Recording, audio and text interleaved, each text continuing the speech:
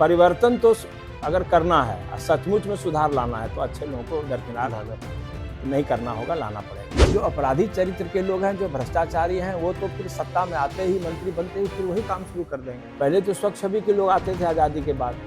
हमारे पिताजी इतने थे, कभी टिकट नहीं मांगते थे, खुशामद करके लाया जाता था, नहीं आपको लड़ना है। ये बदला हुआ स्वरूप सभी पार्टी का, महागठबंधन के सभी पार्टी का सामने है। अन्यथा फिर जनता भरोसा नहीं करेगी। जनता बहुत चालाक है। कृष्ण लावरू जी वो सख्त आदमी हैं, इसीलिए ऐसे लोगों को उन्होंने प्रश्रय देने का काम नहीं किया है। इसलिए हमको लगता है कि इस बार जो है सो बिहार कांग्रेस में जो टिकट का वितरण होगा, हम समझते हैं, उम्मीद करते हैं कि सही लोगों का होगा।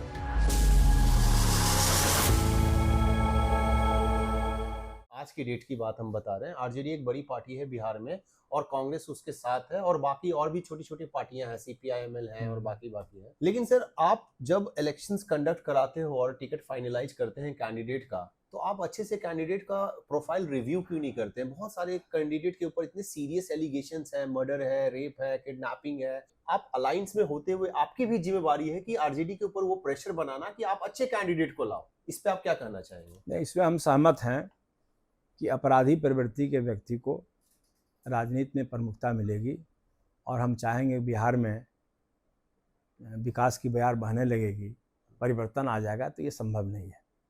इसमें तो जो सेवा भाव के व्यक्ति हैं, वैसे चरित्र के लोग हैं, उन्हीं के माध्यम से बदलाव आएगा। जो अपराधी चरित्र के लोग हैं, जो भ्रष्टाचारी हैं, वो तो फिर सत्ता में आते ही, मंत्री बनते ही फिर वही काम शुरू कर देंगे। तो फिर अभी जो मंत्रिमंडल में कोहराम मचा हुआ है, भ्रष्ट लोगों के खिलाफ हंगामा हो रहा है, फिर वही हो जाएगा।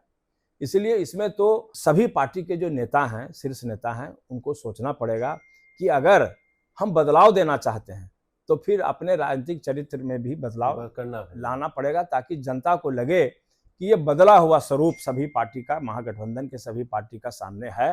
अन्यथा फिर जनता भरोसा नहीं करेगी। जनता बहुत चालाक है। करप्शन बहुत बड़ा मुद्दा है बिहार के लिए और देश के लिए भी बहुत बड़ा मुद्दा है। इवन हमारे प्राइम मिनिस्टर के ऊपर भी करप्शन एलिगेशंस हैं। अब प्रूफ नहीं हो रहा है, बट पीएम केयर फंड में करप्शन है, इलेक्टोरल बॉन्ड के थ्रू उन्होंने करप्शन को लीगलाइज कर दिया। इनफैक्ट लालू प्रसाद यादव के भी टेन्योर से ज्यादा करप्शन हो रहा है। इवन जितने भी गांव हमने घूमा, लोगों का यही कहना है कि बिना पैसा का तो कुछ होता ही नहीं है।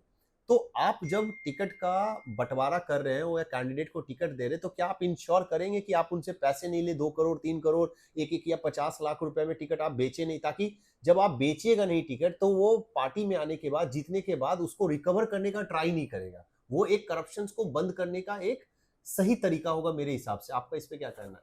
देखिए, हम अपनी पार्टी के बारे में ही बोल सकते हैं।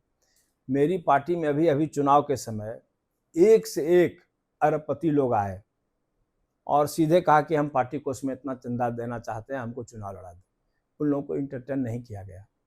पॉलिटिकल लोग कोई आएगा, जितने योग्य होगा तो उसको इंटरटेन हम लोग कर सकते हैं कि भाई हमारा अगर सीट वहाँ कोई कमज़ोर कैंडिडेट है और दूसरे को लाने से हमारी जीत होगी, तो वैसा रणनीति हर पार्टी का रहता है।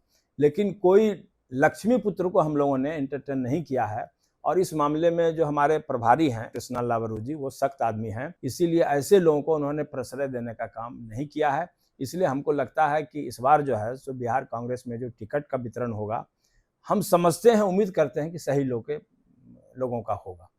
सर, नेक्स्ट सवाल आपसे ये है कि आप आरजेडी के साथ अलायंस में हैं। तेजस्वी यादव पे सबसे बड़ा लांछन ये लगता है कि वो शिक्षित नहीं है, उन्होंने अपना एजुकेशन कंप्लीट नहीं किया। आज वो जो भी है, आज वो अपने पिताजी के दम पे है। मैं यादवों के गांव में भी जाता हूं तो तेजस्वी यादव से ज्यादा जो उनका वर्चस्व है वो उनके पिताजी का है।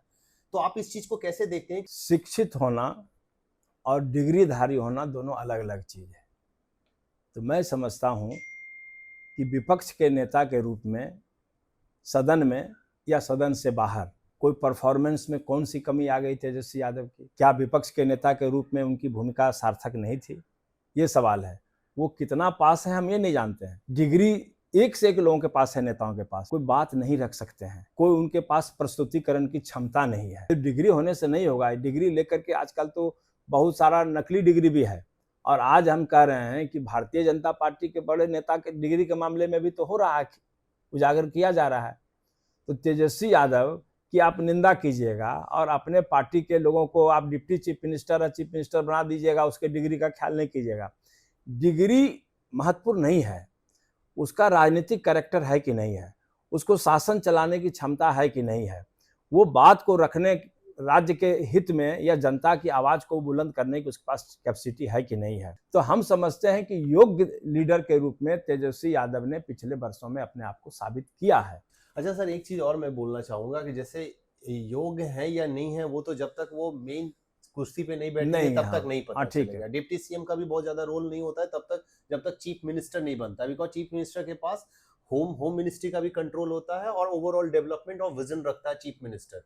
अगर आप लोग सरकार में आते हैं, अलायंस से सरकार में आती है, तो राहुल गांधी जैसे इतनी बार दौरा किए हैं, इतनी बार यात्रा किए हैं, लोगों से मिले हैं और युवाओं के मन में उनके लिए बहुत प्यार भी है राहुल गांधी जी के लिए, तो क्या आप बिहार को सही विजन की तरफ ले जाएंगे? आप सपोर्ट करेंगे, चाहे वो आरजेडी ज्यादा सीट हो, कांग्रेस की कम सीट हो, बट एज अ ऑर्गेनाइजेशन आप आगे ले जाने की कोशिश करेंगे? हम लोग तो देखिए बिहार को कैसे विकसित करेंगे, तो उसके लिए पलायन को रोकना बहुत जरूरी है। उसके लिए हम लोगों के अंदर जो चर्चा होती है सभी दल के नेताओं के बीच में, तो हम लोग के सामने मुख्य मुद्दा ये भी है, शिक्षा में व्यापक सुधार होना चाहिए और रोजगार देने का काम होना चाहिए। जब रोजगार की बात हम लोग करेंगे तो स्वाभाविक रूप से उद्योग धंधा की तरफ भी जाएंगे। लोगों को रोजगार देने के लिए हम लोग उसको तरह तरह का लोन देंगे। तो ये सब योजना है। सरकार बनते ही हमको लगता है 1 महीने के अंदर जो हम लोगों की सोच है वो उजागर हो जाएगा। वो सर कैसे पलायन को रोका जा सकता है आपके हिसाब से? देखिए, जैसे आपने कहा ना कि शिक्षा जगत में व्यापक सुधार होना चाहिए। अब जैसे तकनीकी शिक्षा, तो तकनीकी शिक्षा की अगर उच्च स्तरीय व्यवस्था बिहार में नहीं होगी तो फिर MBA करके, इंजीनियरिंग करके कैसे बड़े बड़े नौकरी में लोग जाएंगे। ये व्यवस्था के लिए हमको इंटरेस्ट लेना पड़ेगा और शुरुआती दौर में एक उच्च स्तरीय शिक्षक संस्थान की व्यवस्था करनी होगी। कि हम लोग ये भी चाहते हैं कि हमारी सरकार बने तो अनुमंडलीय स्तर पर लड़कियों के लिए, लड़की को बात छोड़ दीजिए, लड़कियों के लिए भी तकनीकी शिक्षा हो, जिसमें कि MBA की पढ़ाई, MBA की पढ़ाई हो, BCA की पढ़ाई हो, BBA की पढ़ाई हो। तो जब तक रोजगारोन्मुखी शिक्षा नहीं होगा तब तो फिर पलायन करेगा लोग, तब मजदूरी चुपचाप करने चला जाएगा। यहाँ मजदूरी करने में शर्म लगती है, लोग जाके दिल्ली में मजदूरी करता है। तो ये सब जो है, ये सब को खत्म करना होगा और स्वाभाविक रूप से जब रोजगार दूर करने के लिए हम लोग प्रयासरत होंगे तो अपने आप उसी सिलसिले में उद्योग को विकसित करने का हमारा ध्यान जाएगा। और सिर्फ नौकरी देना ही नहीं है पलायन को रोकना, बल्कि जब व्यवसाय के क्षेत्र में नौजवानों को, पढ़े लिखे नौजवानों को, आप जैसे पढ़े लिखे नौजवानों को हम प्रेरित करेंगे कि तुम नौकरी नहीं करो बल्कि नौकरी देने वाला बनो। MSME को सपोर्ट करना सर। हाँ, जैसे आप प्रशांत किशोर जी को जानते होंगे, जन स्वराज के संस्थापक हैं। उनका एक विजन मुझे बहुत अच्छा लगा कि हम महिलाओं को सशक्तिकरण करेंगे, महिलाओं का एम्पावरमेंट करेंगे, उनको लो इंटरेस्ट पे लोन देंगे।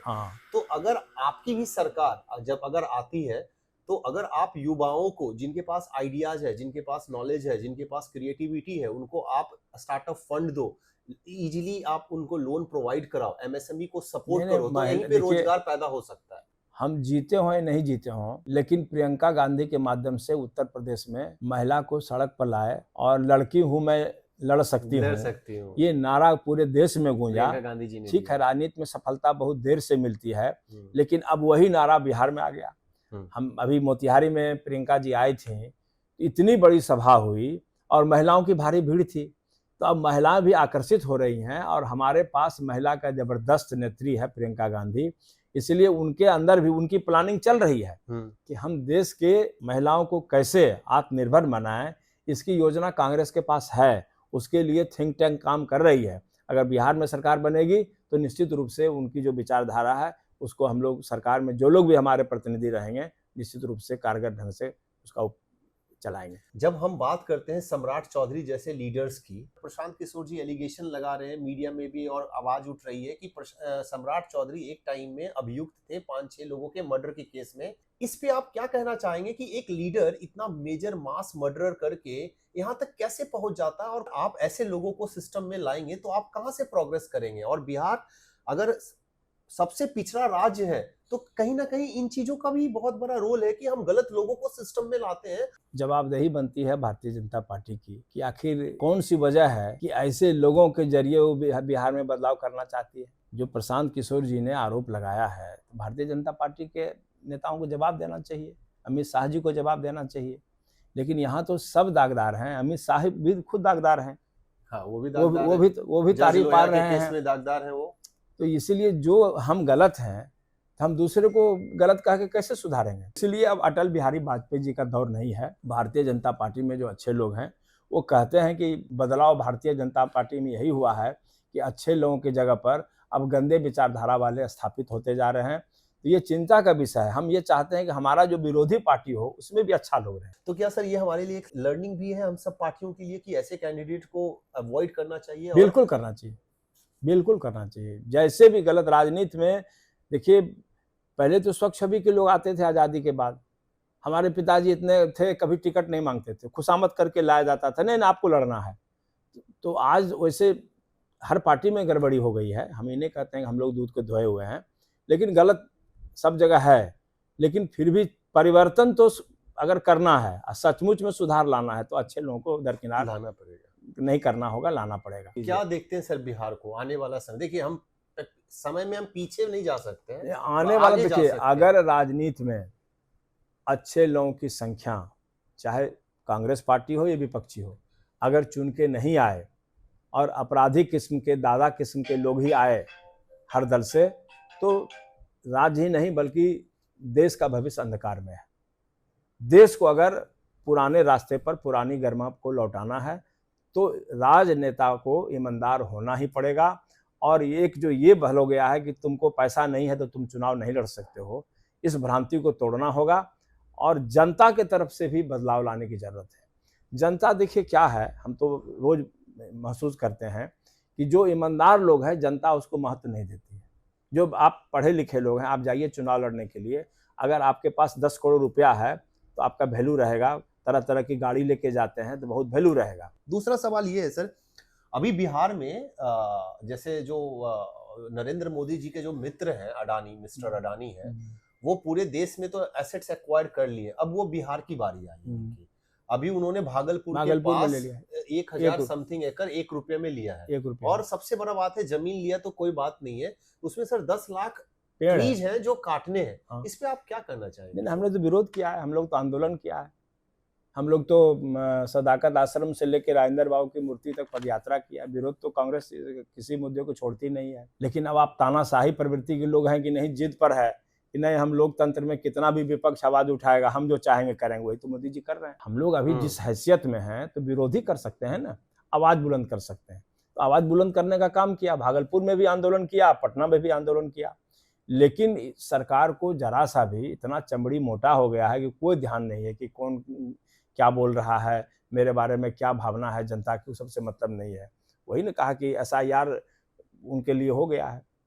तो सर जब आपकी अलायंस बिहार सरकार में अगर आती है, तो क्या आप स्ट्रिक्ट पॉलिसीज बनाओगे कि कोई भी इन्वेस्टमेंट होगा उसका लैंड का एक्विजिशन सही से होगा, फॉरेस्ट ट्रीज को काटा नहीं जाएगा, और अगर कोई इंडस्ट्री लगाना चाहता है तो जो लैंड का प्राइस है और जो फार्मर से हमने लैंड लिया उसकी सही वैल्यू दी जाएगी? ऐसा पॉलिसीज आप बनाओगे? देखिए, सबका जिम्मा नहीं ले सकता है, लेकिन अगर कुछ हैसियत में हमारे जैसा आदमी रहेगा तो निश्चित रूप से जो भी जिम्मेवारी हमको मिलेगी उसमें आपको परिवर्तित रूप देखने को मिलेगा।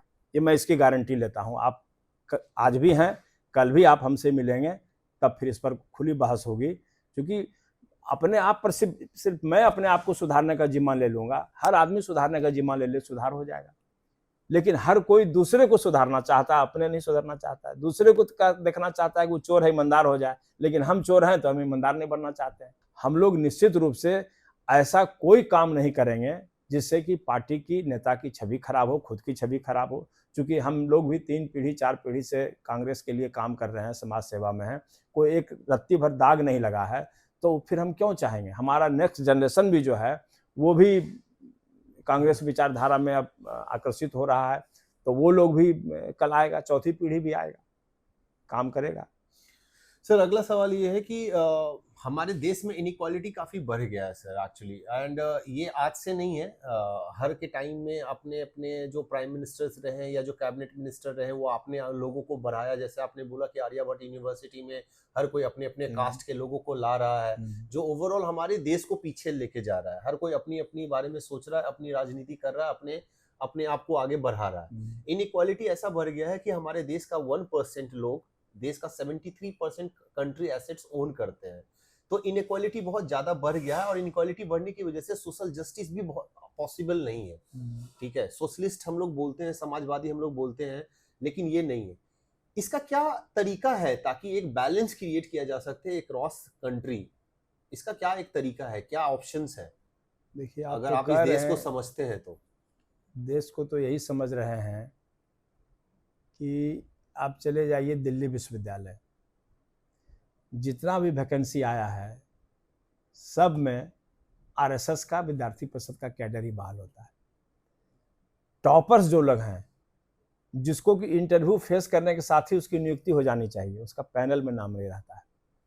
और जो दोयम दर्जे के लोग हैं वो प्रोफेसर बन रहे हैं। तो कहीं न कहीं आप नौकरी तो दे रहे हैं, आप दीजिए नौकरी, भाजपा आरएसएस को ही दीजिए, लेकिन जो डिजर्व करता है उसको दीजिए। और जो दूसरे दल से कहीं से मान लीजिए कोई आपके दल में नहीं है और उसको आप छांट रहे हैं, खुलेआम हो रहा है दिल्ली में। अभी तो 2000 वैकेंसी निकलने वाली है दिल्ली विश्वविद्यालय में, तो उसमें यही खेल होने वाला है। अभी पहले से प्लानिंग बनाया जा रहा है, सब लोग लिस्ट बनाए हुए हैं। तो ये सब चीज तो बड़ा कठिन है, बहुत आसानी से बदलाव नहीं आएगा। हर एक जगह जितनी भी यूनिवर्सिटी है, सेंट्रल यूनिवर्सिटी, आप देखिए कि उसका प्रोफेसर कौन है, सब जगह भर दिया गया है। ये घोर अराजकता है। इसका छोटा चुनौती नहीं है। जिस तरह से उन्होंने स्थापित कर दिया लोगों को, एक दौर था ज्योति बसु जब मुख्यमंत्री होते थे तो जितना थानेदार था सब होता था सीपीएम का कैडर, लेकिन अंत हुआ ना, अंत इनका भी होगा। एक दिन बैलेंस क्रिएट हो पाएगा सर? देखिए, सोसाइटी में बहुत ज्यादा इनइक्वालिटी आ गया है और वेल्थ का सबसे ज्यादा ये बहुत बड़ी चुनौती है। लेकिन आज हो हर चीज का अंत होता है, इस चीज का भी अंत होगा और एक सही वातावरण बनेगा। हम कह रहे हैं कि बहुत संघर्ष करने की जरूरत है, चुनौती हम लोग कबूल करते हैं। लेकिन अब हमारे समय में बदलाव आएगा कि नहीं आएगा, लेकिन बदलाव तो आना ही है। और ये ऐसे देश नहीं चलता है, जिस तरह से अभी देश चल रहा है वैसे नहीं चलता है। चलिए, बहुत बहुत धन्यवाद sir. Sudhir Kumar, impact Chronicle से साइनिंग ऑफ। आप बताइए कैसा लगा हमारा एक कॉन्वर्सेशन। आप फीडबैक करें, सब्सक्राइब करें, लाइक करें एंड आप कमेंट्स में बताएं कि आपको क्या चीज़ें अच्छी लगी और क्या आप अगला क्वेश्चंस पूछना चाहते हैं नेक्स्ट लीडर से। बहुत बहुत धन्यवाद, थैंक यू।